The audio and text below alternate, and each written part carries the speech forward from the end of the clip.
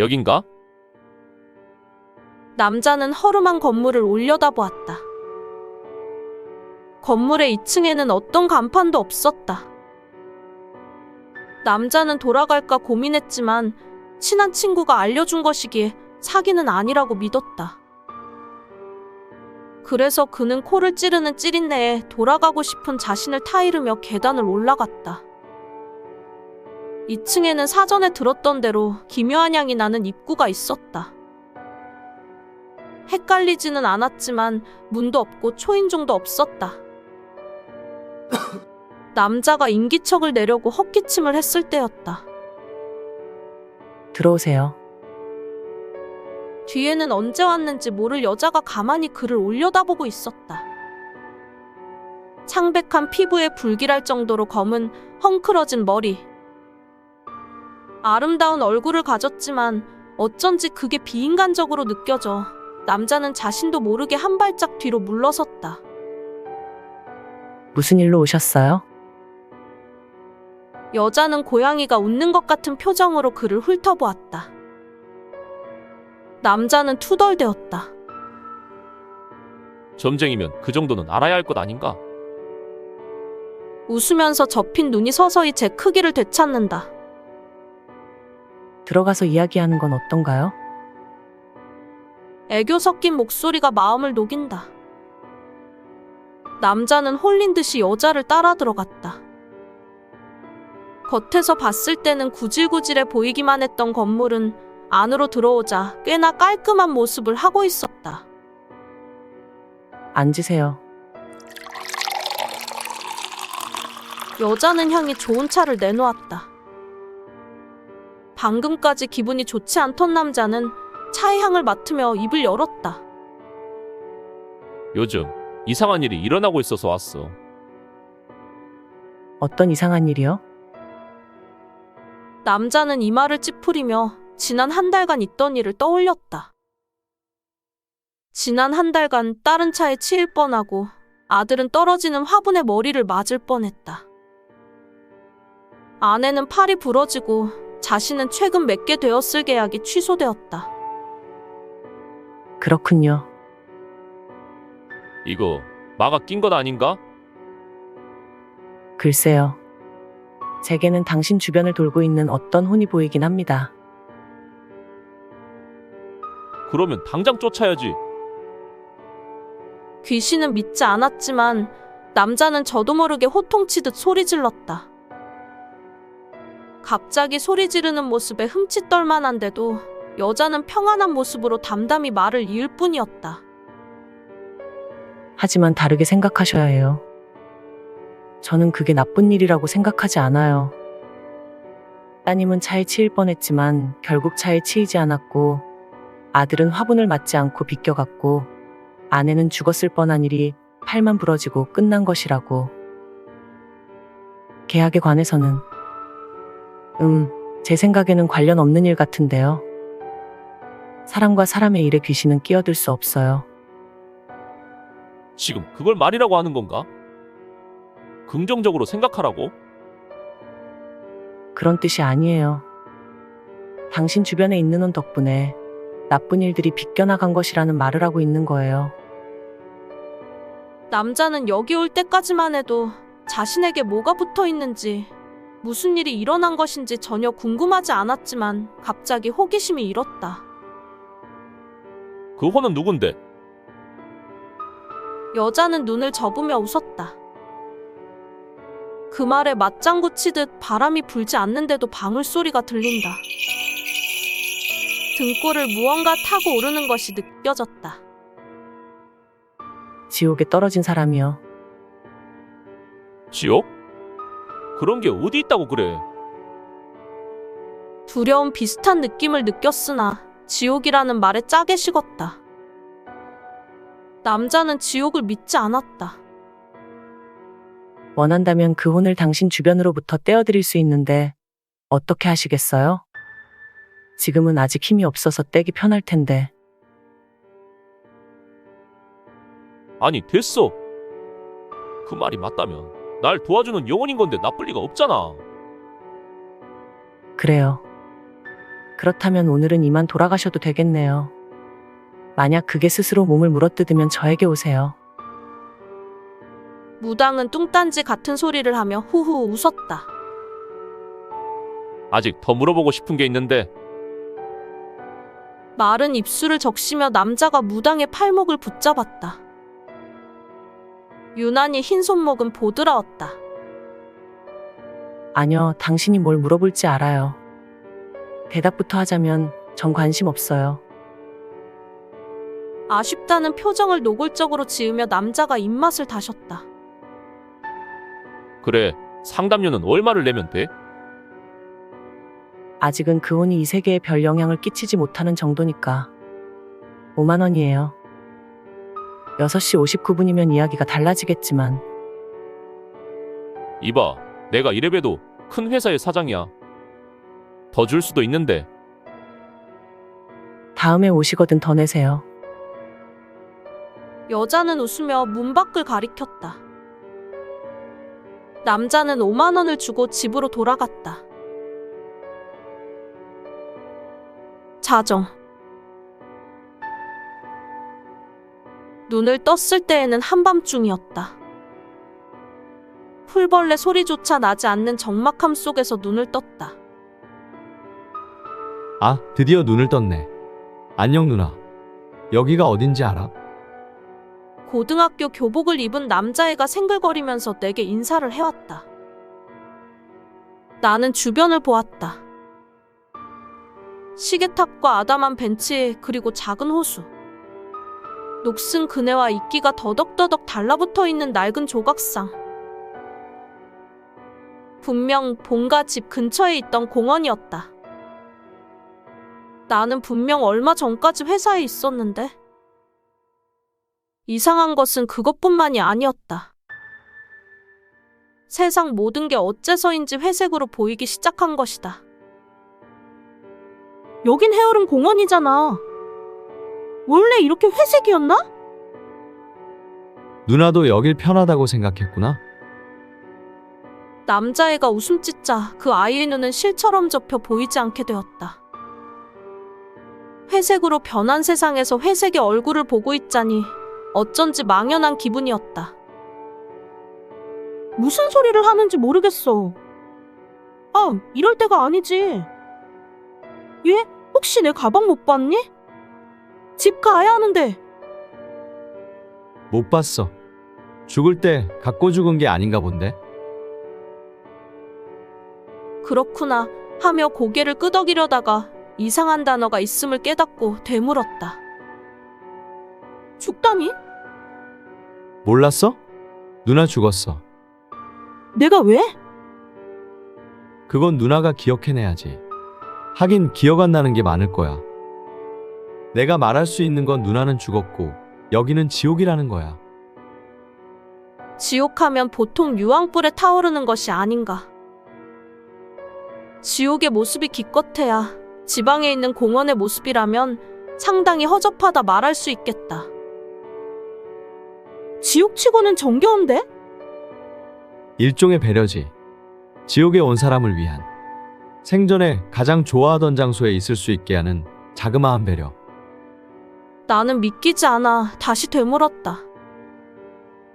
정말 여기가 지옥이야? 응. 여긴 시간이 가지 않아. 저기 시계탑을 봐. 시계탑의 분침과 시침은 정확히 겹쳐져 12시에 놓여 있었다. 초조하게 기다려보지만 움직이지는 않았다. 남자애는 뿌듯한 듯이 거부하는 표정을 지었다. 주머니에서 핸드폰을 꺼내서 확인하자 나온 것은 2013년 13월 43일 00시 00분. 이라는 현실에는 도저히 없는 시간이었다. 정말 난 죽었구나. 사실은 묻기 전부터 어렴풋이 본능적으로 알고 있었다. 나는 죽었다. 어떻게 죽었는지는 기억나지 않지만 다시는 살아날 수 없을 것 같다는 느낌이 들었다. 죽기엔 너무 이른 것 같은데. 나 왜 죽었지? 궁금해? 고개를 끄덕이자 남학생은 어딘가 생각에 잠긴 듯한 표정이 되었다. 방법이 있어. 하지만 바로 알려줄 수는 없어. 지옥은 외로운 곳이니 그때까지만이라도 같이 있어줘. 그럼 때가 되었을 때 알려줄게. 지옥에 온 지 한참의 시간이 지났다. 그렇지만 얼마나 시간이 지났는지는 모른다. 시간이 지난다는 것도 시간이 흘러간다는 개념이 있는 곳에서나 일어난다는 것을 알게 되었다. 그러니 시간이 얼마나 지났냐고 한다면 그저 공원을 돌아다니는 것도 슬슬 질렸을 때쯤이라고만 해두겠다. 신기하게도 사후세계는 사후세계인지 더 이상 배고프지도 화장실을 가고 싶지도 않았다. 모든 욕구로부터 해방된 것 같은 기분이었다. 편의점도 열리지 않는 곳에서 배고프지 않은 것이 다행이라고 느껴졌지만 시간이 지날 동안 남학생 김기아는 아무것도 말해주지 않았다. 가끔 재촉해보아도 이곳이 지옥이어도 지금이 가장 나은 지옥이야. 라며 슬픈 얼굴로 울적하게 말하는 것이었다. 나도 이제 언급하는 것을 피하게 되었다. 할 게 없게 되자 나는 지루함에 지옥에 빠졌다. 얘, 너 공부는 잘했니? 잘했으면 지옥 안 왔어. 그러는 누나는 직장인 같은데 돈은 잘 벌었어? 그런 질문에서 미안. 나도 미안. 우리는 서로 실없는 소리를 하기 시작했다. 야, 아무리 생각해도 내가 더 잘 죽은 것 같아. 요즘 취업난이고 정리해고도 많다는데 그걸 피하지 않았냐? 아니 누나, 입시 지옥 미만 잡. 내가 더 잘 죽었음. 그렇지만 서로 절대 하지 않는 말이 있었다. 약속을 해서 하지 않게 된 것은 아니고 암묵적으로 서로 하지 않게 된 말이다. 그건 어떻게 죽었느냐였다. 나는 왜 김기아가 그것에 대해 이야기하지도 않고 묻지도 않는지 안다. 춘추복 사이로 간혹 드러나는 기아의 손목에는 깊은 상처가 나 있었다.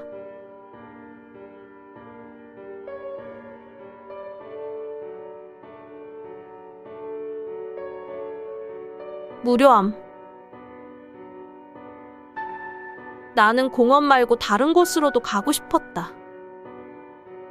그러나 그럴 때마다 번번이 공원 내 무작위적인 위치에 놓여지는 것이었다.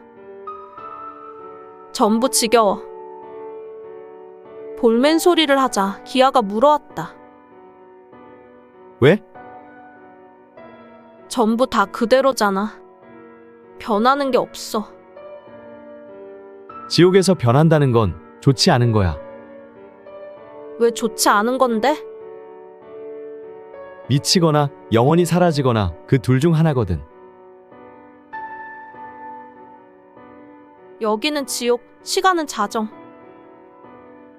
돌멩이를 주워 물수제비를 날려도 어느새 돌멩이는 다시 제자리로 돌아가 있다.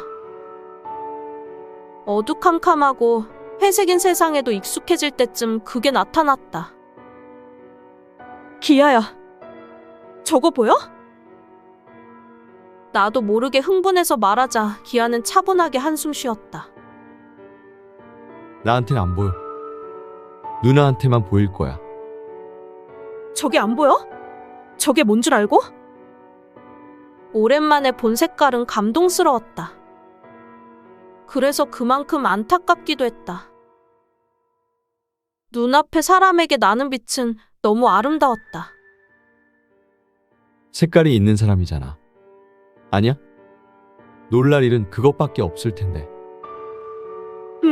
50대 정도로 보이는 아주머니야. 기아의 표정이 어두워졌다. 누나, 하나만 약속해줘. 지금부터 우리가 떨어질 수도 있어. 그래도 당황하지 말고 시계탑으로 와. 난 거기서 기다리고 있어. 누나가 있는 시간으로 따라갈게. 왜 그런 소리를 하는 거야? 누나가 본 건 산 사람이야. 살아있는 사람. 나는 아무것도 하지 않고 그저 그 사람을 구경하기로 했다. 그러자 공원에서 벗어날 수는 없었던 것이 변했다. 그 아주머니의 뒤를 쫓아 걸으면 주변 풍경이 다른 곳으로 휙휙 바뀌는 것이다. 아주머니가 가는 곳은 항상 일정했다. 마트, 절, 집. 아주머니가 일하는 곳은 마트였다. 캐셔로 일하는 듯했다. 그 다음으로 가는 절에서 아주머니는 왜인지 몰라도 항상 108배를 했다. 그러면서 뭔가 웅얼거렸는데 내가 죽은 사람이라 그런가 웅얼대는 소리로밖에 들리지 않아서 그 내용은 알 수 없었다. 절을 마치고 나면 아주머니는 집으로 돌아가 일기를 쓰다가 쓰러져 잤다. 친구도 가족도 없었다. 아주머니는 언제나 혼자 밥을 먹고 혼자 설거지하고 혼자 장을 봤다. 하얗게 쉰 머리와 주름진 손이 안타까워 나도 모르게 절할 때에 아주머니를 가만히 껴안고 있었다. 누나, 오늘도 그 아줌마 보고 왔어? 응, 오늘도 너무 외로워 보이더라.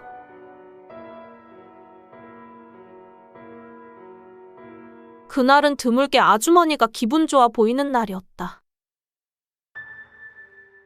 아주머니는 의욕 없이 걷는 대신 씩씩하게 걸었다. 퇴근 후 아주머니는 시장에 가서 야채를 좀 산 다음 집으로 향하고 있었다. 머리가 깨질 듯한 경적 소리와 함께 아주머니는 뒤로 자빠졌다. 저녁거리로 샀을 당근과 애호박, 양파가 나동그라졌다. 이걸 어째, 이걸 어쩌니. 우리 딸 먹을 건데. 아이고. 아주머니는 울상을 지으며 다시 야채를 주워 담으려고 했다. 지나가는 사람들은 같이 주워주는 대신 피하기만 했다. 그중 한 사람의 발에 채여 양파는 더 굴러갔다. 나도 모르게 그 양파로 손을 뻗었다. 별 수확 없이 내 손은 양파를 그대로 통과해버렸다.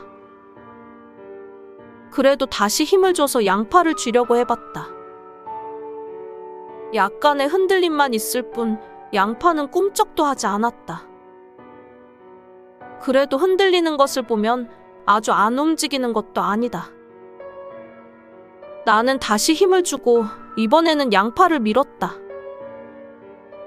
통과되면서 약간씩 기우뚱거리기 시작했다. 좀 더, 조금만 더. 얼마나 집중했을까 드디어 양파가 굴러갔다. 손 안으로 굴러들어오는 양파를 보며 아주머니는 밝게 웃었다. 그리고 다음 순간 나는 아무도 없는 공원에 남겨지게 되었다. 기아야? 대답은 돌아오지 않았다. 00시 01분. 언제나 있던 시계탑 아래에도 기아는 오지 않았다. 이변을 알아챈 것은 한참 뒤였다. 시계는 12시 1분을 가리키고 있었다. 기아가 돌아온 것은 또 그로부터 많은 시간이 흘렀을 때였다. 누나, 여기 있었구나? 왜 이제 왔어? 기아는 아무 말 없이 시계를 가리켰다. 12시 1분이 된 시계였다. 지옥에는 규칙이 있어. 기아는 그제서야 내게 지옥을 벗어날 방법에 대해서 알려주었다. 살아있는 사람을 도우면 시간이 흘러가. 돕지 않으면 그대로 멈춰 있어. 괴롭히면 이전으로 돌아가. 시간이 돌아가면 기억도 지워지지. 기억나게 하는 방법도 있는데 안 알려줄 거야. 괴롭거든. 상관없어. 내가 궁금한 건 하나야. 그러면 이렇게 시간이 가게 해서 해가 뜨는 것도 볼 수 있어? 나는 다시 해가 보고 싶었다. 회색뿐인 세상에서 햇빛이 보고 싶었다. 내가 묻자 기하는 고개를 끄덕였다.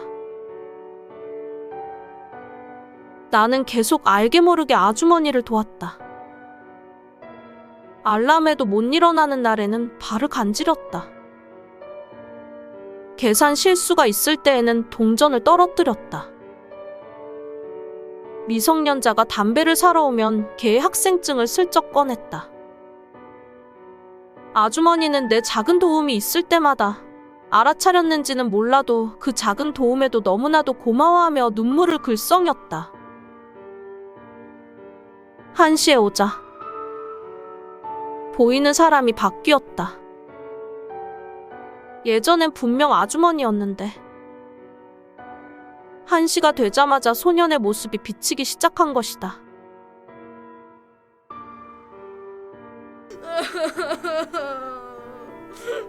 소년은 침대로 달려가 고개를 파묻고 엉엉 울었다. 어쩐지 측은해 보였다. 학교에 갈 때 퉁퉁 부은 얼굴로 소년은 길을 나섰다. 학교에 가니 더 가관이었다. 얼굴에는 우유가 끼얹어지고 옷에는 담배가 지져지고 누군가는 소년의 목을 졸라 기절하게 만들었다. 소년은 명백히 괴롭힘 당하고 있었다. 옛날의 흐릿한 기억이 머리를 스쳐나간다. 우리 집은 가난했고 준비물을 수시로 준비하지 못했다.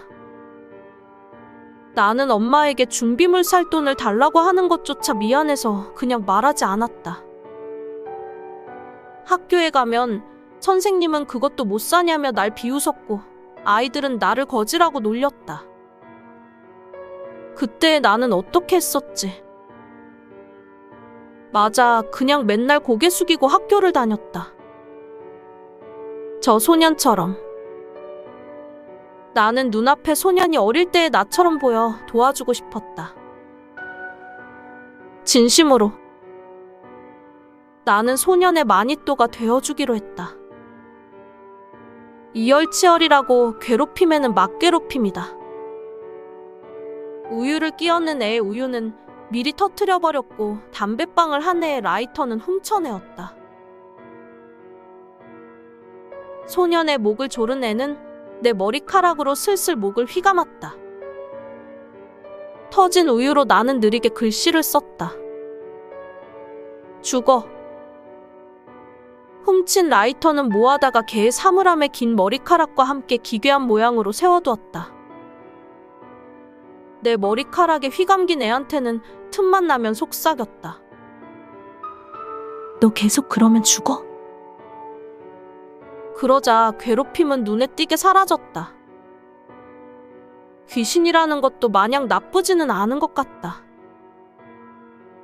하지만 내가 무섭지도 않은지 목을 조르던 애는 괴롭힘을 지속했다. 그래도 걔네 집에 걔네 엄마 립스틱으로. 목을 졸라? 다음은 니네 엄마야. 이렇게 써두니 무서움을 느꼈는지 경찰을 부르더니만 결국은 전화 깠다. 그렇게까지 하려던 건 아닌데. 약간 미안하지만 애초에 안 그랬으면 될 일이다. 하지만 원한이 남았는지 전학간 애는 다시 동네로 돌아와서 소년의 머리 위에 못이 잔뜩 박힌 화분을 떨어뜨리려고 했다. 조심해! 나는 그렇게 말하며 소년을 밀었다. 다행히도 파편이 튀겨 스친 상처는 생겼지만 화분 자체는 빗겨나가 맞지 않았다. 2시. 이번에는 여자애였다. 대학생으로 보였는데 공부를 열심히 하는 것 같지는 않았다. 사실 출석도 제대로 하지 않는 것 같았다. 맨날 술 마시러 가거나 쇼핑을 하러 가거나 남자친구와 데이트를 했다. 데이트 장소는 주로 모텔. 인생을 110% 즐기는 여자애였던 것이다. 아주머니와 남자애의 경우처럼 수시로 들여다보지는 않았다. 나 뜨거운 행동을 많이 하는 여자애였기 때문이다. 특히 모텔에 있을 때에는 프라이버시를 존중하는 차원에서 그냥 공원으로 돌아왔다. 누나, 벌써 2시 반까지 왔네. 이거 1시간마다 사람이 바뀌는 거야? 응. 누나랑 관련된 사람들이 주로 나왔을 거야. 그래? 나 대학생 친구는 없을 텐데? 왜? 왜긴 바로 취업 전선에 뛰어들었으니까 그렇지. 특히 우리 회사는 남초라서 여대생은 더더욱 볼 일 없었던 것 같아. 누나는 대학교에 들어간다면 어떤 과로 가고 싶었어? 그냥 좀 진부한데. 그래도 궁금해. 사회복지학과. 나 같은 애들을 도와주고 싶었어. 너는? 난 공부는 고등학교 때까지만 하기로 했어. 그래서 입시 지옥 가기 전에 진짜 지옥으로 왔잖아. 기아는 살짝 웃으며 얘기를 이어갔다. 그런데 복지라면 누나 지금도 복지 쪽 일하고 있는 거 아니야? 누나 진짜 사람들 정성껏 돕던데? 네가 사람들을 많이 괴롭히는 거야. 내가 그냥 사람을 자잘하게 돕고 시간을 가게 만든다면 기아는 알 수 없는 행동을 반복했다. 발을 걸어서 넘어지게도 만들고 중요한 서류를 훔쳐서 숨겨버리기도 하고. 주로 그렇게 돕고 괴롭히기를 반복하면서 4시간 주변을 왔다 갔다 거리는 것 같았다. 내가 괴롭히는 거라고? 세상엔 괴롭혀도 싼 놈들이 있지. 그리고 나 정도면 그렇게 괴롭히는 것도 아닐걸? 아직 새빨갛게 변한 사람들 못 봤구나? 기아는 눈을 빛내며 미소를 지었다.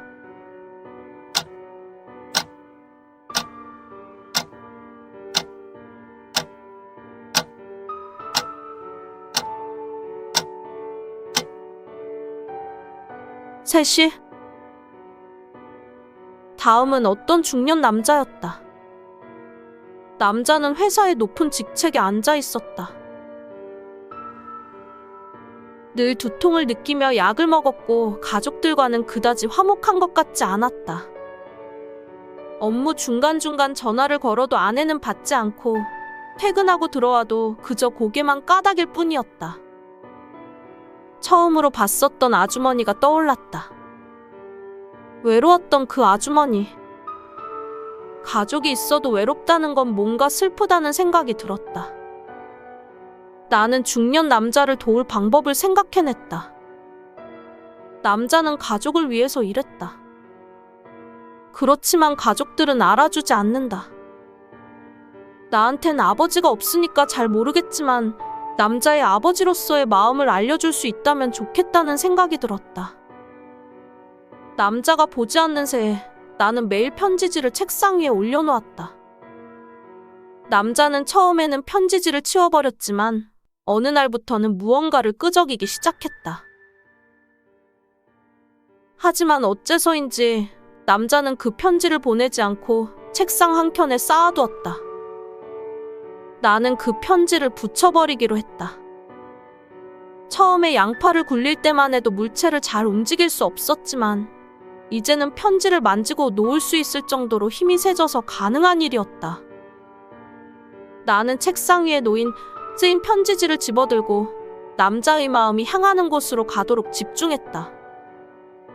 그러자 눈을 떴을 때 나는 분홍색 책상 위였다. 그날 밤 딸로 보이는 아가씨가 도도도 달려와 남자를 껴안았다. 남자는 활짝 웃었다. 넷이. 다음은 젊어 보이는 아주머니였다. 처음 아주머니와는 다르게 40대 정도로 젊어 보였고 부자인 듯 했다. 아주머니는 곱게 웃고 있었지만 집으로 들어오기만 하면 금방 짜증을 냈다. 히스테릭한 성격인 것 같았다. 넌 또 왜 성적이 이 모양이야? 하루 종일 자식에게 소리를 지르는 것이 주로 하는 일이었다. 그래서인지 아들도 집에 잘 들어오려 하지 않는 것 같았다. 아, 진짜? 아들은 아주머니에게 얼굴도 안 비추고 바로 욕설과 함께 방으로 들어갔다. 아주머니는 적도 많았다. 매일 소리 지르고 매일 욕을 하고 홀로 술 마시다가 울면서 잠드는 것이 일상이었다. 그러다 보니 적어도 내가 보기엔 매일 보는 인간의 절반이 아주머니를 싫어하는 것처럼 보였다. 어떻게 해도 아주머니를 행복할 수 있게 만드는 방법은 없어 보였다. 어떻게 해야 하지? 처음으로 어렵다고 느껴졌다. 4시 44분. 공원으로 돌아오자 평소처럼 기아가 나를 반겨줬다. 하지만 공원에는 못 보던 것도 있었다. 구석에서 가로등에 머리를 박아대고 있는 누군가였다. 하지만 나와도 기아와도 달랐다. 그것은 새빨간 모습을 하고 있었다. 가까이 다가갈 생각 마. 저건 위험해. 뭔데? 사람을 도우면 1분의 시간이 가잖아. 시간이 어디까지 갈 수 있을 것 같아? 12시? 우리는 죽은 자의 나라에 살고 있는 죽은 사람들이야. 햇빛을 볼 수 없는 그런 사람들이지. 아니, 사실은 죽은 시점에서 사람이라고 불릴 수 없는지도 몰라. 그럼 난 햇빛을 볼 수 없는 거야? 여태껏 그 생각으로 지금껏 사람들을 도와왔다. 이제 와서 그럴 수 없다고 한다면 억울하다. 그건 아니야. 해가 뜨는 시간은 7시야. 예전에 내가 한 말 기억해? 지옥에서 변하는 것들은 전부 미치거나 사라진다고 했지. 사실 나는 누나 이전에 이 지옥에서 많은 사람들을 봐왔어. 그 중에는 7시까지 간 사람도 있었지. 저 사람도 한때 지금 누나처럼 내 친구였어. 그리고 보다시피 완전히 미쳤지. 적막한 공원 안에 그것이 머리를 찢는 소리가 울린다. 피가 가로등을 적신다. 부시시한 머리카락 사이로 무언가 보인다. 그것이 거꾸로 걸어온다. 자세히 보려고 하자 기아가 내 눈을 가린다. 아저씨, 저리 가! 히, 가라고! 히, 머리카락의 감촉이 내 피부를 훑는다. 끈적끈적한 악취가 풍겨 눈보다는 코가 막고 싶었다. 기아의 손이 떨려온다. 제발. 나는 눈이 가려진 상태로 한참을 있었다. 키이 거리는 웃음소리는 한참이나 사라지지 않았다. 기아가 손을 마침내 뗐을 때 기아는 상당히 두려워하는 얼굴이었다. 기아가 속삭였다. 누나? 만약에 누나가 사람들을 도우러 갔는데 거기서 저런 사람을 본다면 도망가. 저건 이 지옥의 누나보다 훨씬 오래 머물러 있었고 그래서 강해. 저 사람은 누가 상처를 입힌 거야? 물어뜯긴 상처 같은데. 기아는 무표정으로 손톱을 들어 내 팔을 긁었다. 아프지 않았고 상처도 남지 않았다. 누나, 여기선 누구도 누나에게 상처 입히지 못해. 여긴 지옥이니까 누나를 상처 입힐 수 있는 건 누나 스스로뿐이야. 그렇다면 왜 나를 상처 입힐 수도 없는 저 사람을 피해야 하는데? 라고 묻고 싶었지만 기아는 입을 꾹 다물고 어떤 생각에 빠져 있었다. 내가 물어봐도 대답하지 않았을 때 그는 늘 그 표정을 지었다. 부자 아주머니는 행복하게 만들기 까다로웠다. 매일 가져다주는 꽃도 금방 실증내며 짜증냈다. 잘 사는 집에서 늘 비싼 가방과 옷을 걸쳐도 한때일 뿐 도통 좋아하지 않았다. 그래서 나는 넘어지는 것을 막아준다든지 하는 간단한 선행밖에 할 수 없었다. 하지만 그마저도 끝나가니 다행이다. 그렇게 생각했다. 엘리베이터가 고장난 날이었다. 아주머니는 간만에 누군가를 시키는 것이 아닌 자신이 장을 보러 나갔었다. 두 손에는 쓸데없는 물건이 잔뜩이었다. 경비 아저씨에게 소리를 질렀지만 옆에 있던 다른 주민이 뭐 하는 거냐고 면박을 주어서 직접 들게 된 상태였다. 간만에 온 선행 찬스에 나는 은근히 기뻐하며 슬쩍 아래쪽에서 짐을 받쳐주었다. 거의 다 올라갔을 때였다. 까만 머리칼은 피로 떡져 있었다. 다른 몸은 성한 곳이 하나도 없었다. 그는 기괴하게 고개를 꺾으며 나와 아주머니를 번갈아 보았다. 장난스럽게 여러 번 번갈아 보던 그는 나와 눈이 마주치자 희죽희죽 입이 찢어지도록 웃었다. 아주머니는 계단 밑으로 떨어져 갔다. 간신히 붙잡았지만 바닥에 나동그라진 채로 아주머니는 비명을 질렀다. 분명 그건 아주머니를 죽이려고 했다. 다행히도 내가 붙잡아서인지 팔만 부러지고 끝나게 된 것 같다. 5시. 만약 다시 본다면 처음으로 봤던 아주머니를 보고 싶었다. 하지만 얄궂게도 5시가 되자 눈앞에 나타난 것은 3시에 봤던 중년 남자였다. 남자는 평소의 회사가 아닌 다른 곳으로 들어갔다. 허름한 2층 건물이었다. 요즘 이상한 일이 일어나고 있어서 왔어. 어떤 이상한 일이요? 예쁜 여자가 고개를 갸웃거렸다. 하지만 어쩐지 안 좋은 기분이 들었다. 분명 나를 보지 못할 텐데 그 여자와 눈이 계속 마주치는 것 같았다. 아들은 화분을 맞을 뻔하고 딸은 차에 치일 뻔하고 아내는 팔이 부러졌어. 그렇군요. 이거 마가 낀 건 아닌가? 글쎄요. 제게는 당신 주변을 돌고 있는 어떤 혼이 보이긴 합니다. 여자는 그렇게 말하며 나를 보고 희죽였다. 그러면 당장 쫓아야지. 여자가 웃자 눈이 가늘게 찢어졌다. 하지만 그 사이로 보이는 눈동자는 나를 째려보고 있었다. 하지만 다르게 생각하셔야 해요. 저는 그게 나쁜 일이라고 생각하지 않아요. 따님은 차에 치일 뻔했지만 결국 차에 치이지 않았고, 아들은 화분을 맞지 않고 비껴갔고, 아내는 죽었을 뻔한 일이 팔만 부러지고 끝난 것이라고. 계약에 관해서는 제 생각에는 관련 없는 일 같은데요. 사람과 사람의 일에 귀신은 끼어들 수 없어요. 지금 그걸 말이라고 하는 건가?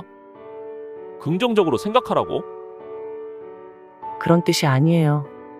당신 주변에 있는 혼 덕분에 나쁜 일들이 비껴나간 것이라는 말을 하고 있는 거예요. 남자는 여기 올 때까지만 해도 자신에게 뭐가 붙어 있는지, 무슨 일이 일어난 것인지 전혀 궁금하지 않았지만 갑자기 호기심이 일어난 것처럼 보였다. 그 혼은 누군데? 그건 나야. 내가 했어. 말하고 싶었지만 방울을 흔드는 게 고작이었다. 여자는 그런 나를 보며 비웃듯 대답했다. 지옥에 떨어진 사람이요. 지옥? 그런 게 어디 있다고 그래? 원한다면 그 혼을 당신 주변으로부터 떼어드릴 수 있는데 어떻게 하시겠어요? 아니 됐어. 그 말이 맞다면 날 도와주는 영혼인 건데 나쁠 리가 없잖아. 맞아. 나는 나쁘지 않아. 지옥에 왜 떨어졌는지는 모르지만 그렇게 나쁘게 살지 않았어. 기억은 잘 나지 않지만.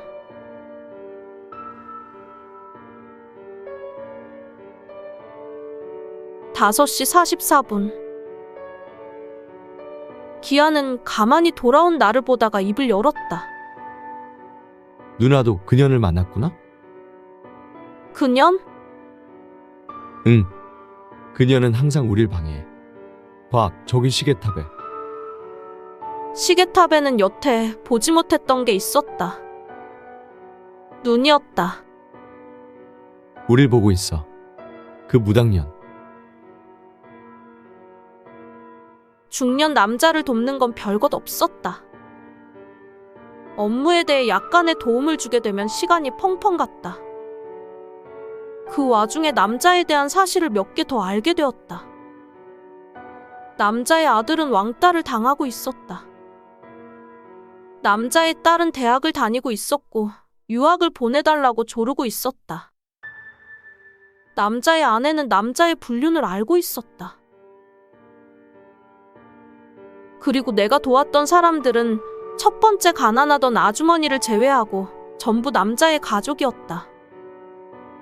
사장님, 우리 미스 최가 있어서인지 요즘 일이 아주 잘 풀려.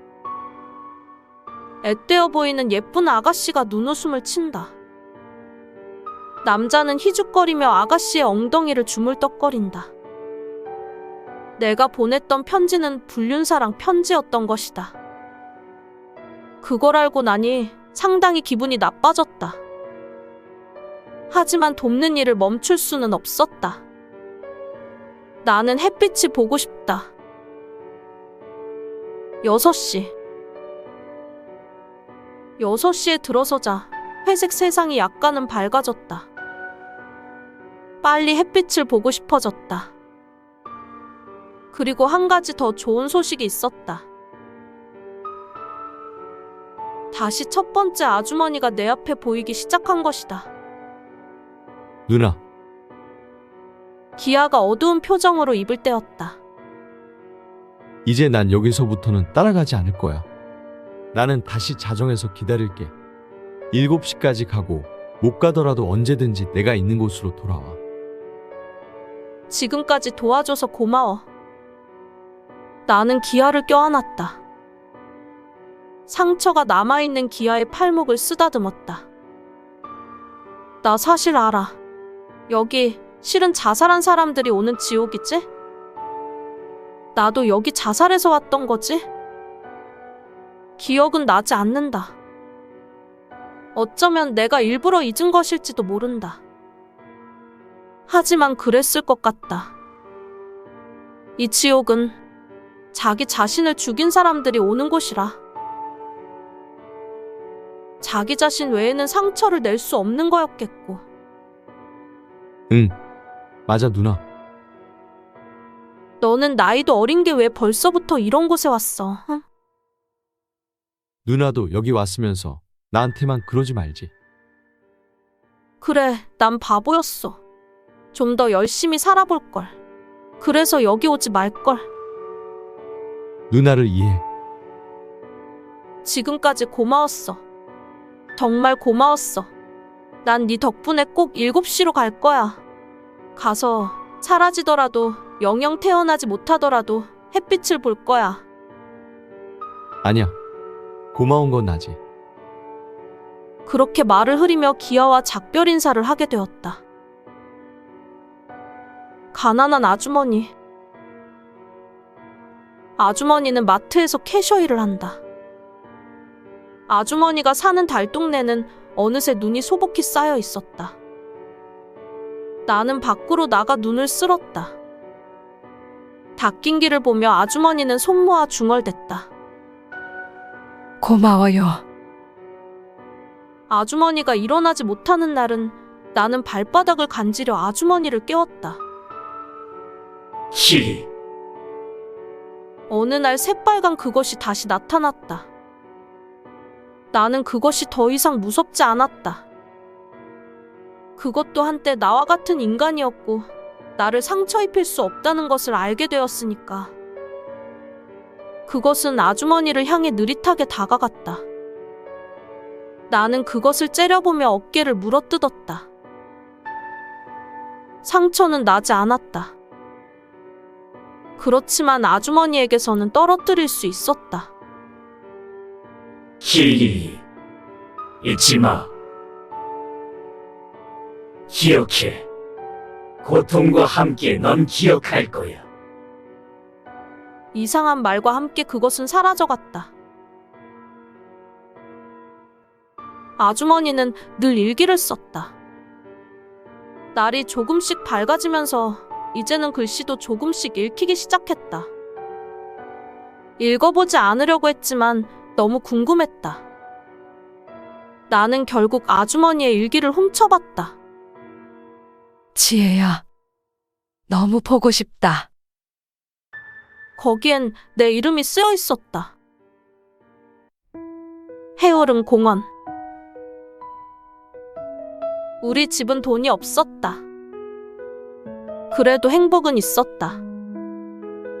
날이 좋은 날 둘이 김밥 한 줄 나눠 먹으며 이야기하는 게 행복이었고, 엄마가 일 나가기 전 발바닥을 간지려서 웃게 해주는 게 행복이었다. 엄마는 늘 나에게 애호박, 양파, 당근을 볶은 걸 해줬다. 엄마는 내가 그걸 좋아해서 해준 거였겠지만 사실 그건 엄마가 좋아하는 건 줄 알고 좋아한 거였다. 엄마는 없는 형편에 영양가 있게 먹을 수 있어서 좋아한 거였는데 결국 우리는 우리의 가난을 사랑한 셈이다. 우리 지에 대학 가야지 하며 모은 돈이 어떻게 모인 돈인지 알았다. 그래서 나는 그냥 원서를 찢어버리고 취직을 했다. 이깟 대학 나중에라도 갈 수 있으니까 라고 생각하며 사실은 나도 대학을 가고 싶었다. 가서 캠퍼스 라이프도 느껴보고 나만 좋아해줄 남자친구도 만나보고 이젠 영원히 할 수 없게 됐지만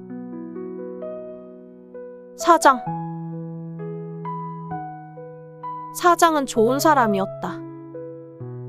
고졸인 나를 취직시켜 주었다.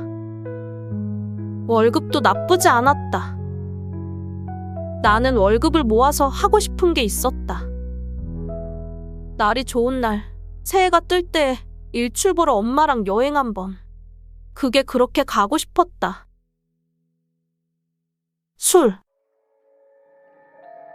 나는 다 마셔야만 되는 줄 알았다. 다음 날 일어났을 때 사장은 남자 한 번 모르는 나 같은 순수한 애가 좋다고 말했다. 역겨워. 나는 종일 몸을 씻었다. 가죽은 벗겨져도 역겨움은 벗겨져 나갈 줄을 몰랐다. 불륜녀. 선글라스 낀 여자가 들어왔다. 뒤에는 남녀 학생 둘이 있었다. 아마 자식인 것처럼 보였다. 네가 김지혜니? 나는 그렇다고 하고 뺨을 맞았다. 더러운 불륜녀. 다리 벌리니 좋았냐? 사장의 자식들은 짧게 말했다. 엄마, 쟤한테서 걸레 냄새나. 나는 회사에서 벌레가 되었다. 부장은 나를 대놓고 위아래로 훑어보았다. 대리는 술 마시자며 은근히 내 팔목을 문질러대었다.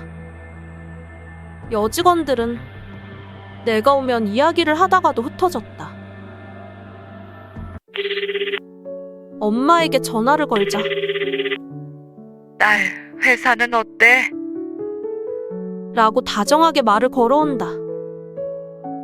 엄마 딸은 걸레야. 엄마 딸은 불륜녀야. 말할 수 있을 리가 없었다. 사랑해 엄마. 그리고 미안해. 많은 말은 남기고 싶지 않았다. 그걸로 충분했다. 엄마한테는 전혀 충분하지 않았다. 엄마가 사랑하던 엄마의 딸은 목을 매달았다. 엄마는 꼬물거리며 자리에서 일어났다. 나는 엄마를 따라 나섰다. 엄마의 등은 너무 작았다. 나는 엄마의 일을 도왔다. 계산 실수를 하면 동전을 떨어뜨리고 미성년자가 담배를 사려고 하면 학생증을 슬쩍 꺼내버렸다. 엄마는 일이 끝나고 절에 갔다. 우리 지혜 좋은 곳으로 가게 해주세요. 여태껏 닿지 않던 말을 웅얼거린다. 나는 엄마의 귀에 속삭였다. 엄마 딸 좋은 곳에 있어. 그러니까 날 잊고 행복하게 살아. 엄마 인생을 살아. 6시 59분. 이제는 왜 내가 햇빛을 보고 싶었는지 알겠다. 난 엄마랑 같이 일출을 보고 싶었다. 돈을 열심히 모아서 정동진에 가서 일출을 보면서 도란도란 이야기를 나누고 싶었다. 해오름 공원에서 둘이 소풍을 하던 그때처럼, 행복했던 그때처럼. 그러나 이제는 안다. 엄마가 행복하기 위해선 내가 좋은 곳을 가야 한다는 걸. 나는 7시로 갈 것이다. 그래서 좋은 곳에서 엄마를 볼 것이다. 그런데 왜 저놈이 나타나지? 기름진 얼굴에 무수 발린 머리카락, 툼툼한 손가락에 역겨운 눈빛. 사장은, 아니, 내가 모르고도 왔던 역겨운 중년 남자는 가족들에게 너무 행복하게 웃어주고 있었다. 오늘 저녁 외식 어때? 난 스테이크 먹을래. 난 파스타로. 오랜만이네. 외식은? 내가 모르고 도왔던 아들과 딸, 그리고 아내. 너무 행복하게 웃고 있다. 저 새끼의 새끼들은 잘 살아있네. 우리 엄마의 새끼는 죽었는데. 아, 이래서 이곳은 지옥이구나. 자살한 사람들의 지옥. 나를 죽게 한 사람들을 용서할 것이냐, 아니냐로 갈리는 지옥. 나는 용서하지 않을 것이다. 그럴 수 없어. 시발년들, 용서하지 않아. 나는 남자의 목으로 손을 뻗었다. 그때 찌릿하는 느낌과 함께 손이 떨어져 나갔다. 네가 있어야 할 곳으로 돌아가. 네가 있어야 할 곳으로 돌아가. 무당의 목소리가 울려온다. 안 돼! 남자의 모습이 흐릿하게 사라져간다. 안 돼! 다시 시간이 돌아가는 것이 느껴진다. 본능적으로 알 수 있다. 자정으로 돌아가고 있다. 완전히 시간이 돌아갔을 때 난 전부 잊은 채로 기아를 만나게 될 것이다. 자정으로, 그때로, 아무것도 모른 채로. 안 돼. 기억해야 돼. 반드시 기억해야 돼. 저 개자식들을 죽여야 하는 걸 기억해야 돼. 히히히히히. 잊지 마. 기억해. 고통과 함께 넌 기억할 거야. 그때 새빨간 것이 했던 말이 떠올랐다. 맞아, 기아는 그렇게 기억했을 것이다. 처음 내가 이 지옥에 왔을 때 내 몸엔 아무런 상처도 없었다. 2번 투신하고 목을 매달아서 엉망이었을 텐데도 여기서는 멀쩡하다. 그 애가 상처가 난 곳은 이 지옥 안에서겠지. 그 애가 상처를 만든 이유는 6시 이후가 어땠는지 기억하기 위해서였을 거고, 그 애가 지옥에 대해 알려줄 수 있었던 것도 그런 식으로 고통과 함께 기억해서였을 거다. 나는 내 손가락을 물어뜯었다. 고통이 있다면 기억할 수 있어. 기억해야 돼. 나는 몇 번이고 돌아올 거야. 고통이 팔을 타고 올라온다. 잘린 손가락이 입에서 툭툭 떨어진다. 나는 기억할 거다. 몇 번이고 돌아올 거다. 오래된 것들은 힘이 강해진다. 무당이 막아서도 막을 수 없을 정도로 강해져서 돌아올 거다. 이 지옥은 자살한 사람들을 위한 지옥. 이 지옥에 이름이 있다면 그 이름은 6시 59분. 결코 7시로 넘어갈 수 없는 사람들의 무간지옥이다. 남자는 허름한 건물 앞에 섰다. 아니, 돈을 얼마나 처먹었는데 또 귀신이 나타나. 아들은 반쯤 정신을 놓아버릴 지경이 되었고, 딸은 여러 남자와 자다가 성병에 걸렸다. 아내는 말을 하지 않게 되었다. 또 오셨네요. 무당이 하얗게 웃었다.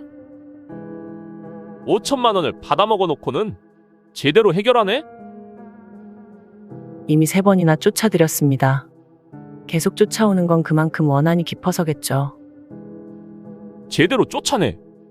첫 번째는 50만 원, 두 번째는 500만 원, 세 번째는 5천만 원이었으니 이젠 5억이면 되겠지. 안 해요. 뭐? 안 한다고요. 이제 그녀는 자기 다리까지 전부 다 뜯은 채로 오고 있어요. 시발년이. 남자는 팔을 들어 올렸다. 무당의 몸이 패대기 쳐졌다. 네가 그러니 그년이 널 찢으러 오지. 안 그래? 무당은 광소했다. 흰 눈알에 핏줄이 섰다. 그러더니 소름 끼치게 눈알을 도르르 굴렸다. 후회하기 싫으면 당장 집으로 가. 이미 네 가족 전부 찢어버렸을지도 모르겠지만. 남자는 홀린 듯이 집으로 돌아갔다. 아내는 의자에 앉아 요리한 것을 우물우물 먹고 있었다. 여보, 남자는 달려가서 아내를 안았다. 아내는 톡톡 치면서 남자를 밀어냈다. 아내는 여전히 우물거리고 있었다. 애들은 어디에 있어? 툭. 아내는 칠칠치 못하게도 입에 물고 있던 것을 떨어뜨렸다.